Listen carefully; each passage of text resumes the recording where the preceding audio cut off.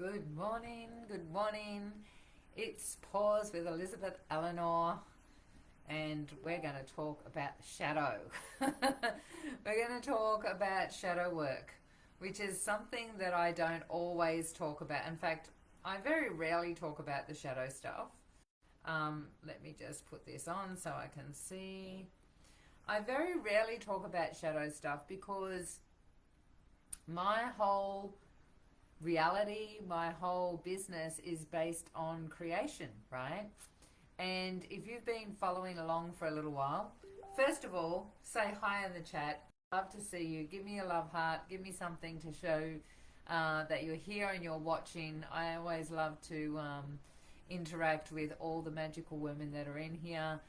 If you're watching the replay, please put hashtag replay so that we can come in and give some love to you back. But if you've been following along for a little while, you'll know that actually, I talk about creation all the time because we spend enough time in our identity, in our little self that feels separate and broken and feels like there's something wrong with us, that why keep going? Why keep looking at that part of ourselves? Why keep dredging all the stuff up, right? Because the more, a lot of stuff, a lot of the therapies, a lot of the processes that you do, for a long time we have spent many decades and eons trying to fix ourselves. And, we went through the self-development and the spiritual development movement, mainly the personal development movement, right? Where hypnosis and NLP and timeline therapy and past life therapy and all of these things came in and had their heyday, right? But what happens is, as we are looking at that, what we're doing is we're going, there's something to fix, and we fix it. So now what we're doing is we're creating another loop within our unconscious that says, there's something wrong, we're broken, we need to fix it, right? So when everything goes well and everything seems fine and, oh my gosh, I found that big block and off I go, now you're going into the pattern of looking, the unconscious goes, well, actually I need to fix this now and I need to fix this now and blah, blah, blah, blah, blah, right? And it just continuously happens. And so I don't tend to look at the shadow because when you're looking at the shadow, you're still in that fix-it energy. I tend to go, let's go into creation.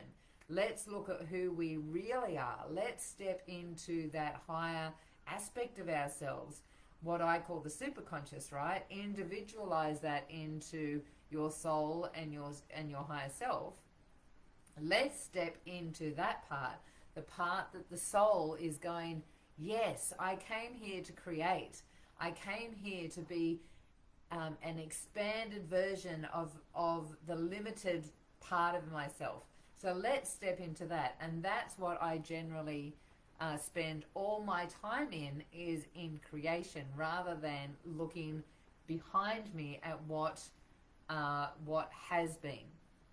But let's have a pause, right? Let's have a pause, because regardless of whether we're creating or not, and if you've been hanging around for a while, you know that there's actually 6 steps to creating, right? And I teach alchemy, and I teach how to really step into that magic and be the woman that attracts your divine partner, not just a body mate, not someone that is attached to your trauma, and your trauma means that you're coupling with them and now you're creating a very dysfunctional relationship. No, let's create a beautiful soul-aligned relationship where 2 souls come together and go, we're contracted to be together to create this expansion individually but also together, right? I'm back. I have a feeling that the powers that be, the Facebook powers, don't want me to share how amazing you are. So I'm back. Let's just see if I'm on. I am. Okay, what would do is we'll connect the two together later. But I was on a roll and everything was going really well, and for whatever reason my Facebook just stopped. So here we are. So I was just sharing, summary is that I don't generally talk about the shadow work, right? Because we want to focus on creation. And what we're going to do is we'll put the link to that first little bit that I just introduced so that you get a grasp of what I was talking about, because it actually is really good information and valuable for you to understand why you want to stop trying to fix yourself and step into a creative orientation instead, where you're just tuning in to your higher self, right? My internet is still going strong, but I don't know why that's happening. But anyway, I'm going to keep going. I'm going to hold the frequency and see what's going on. So, shadow work. The reason that I wanted to bring up shadow work is because as we're holding that desired end result, as we're going, this is what I want to create, as we call in that beautiful partner that is the one that we want to really step into and experience our wholeness, as you know, complement us and in our wholeness.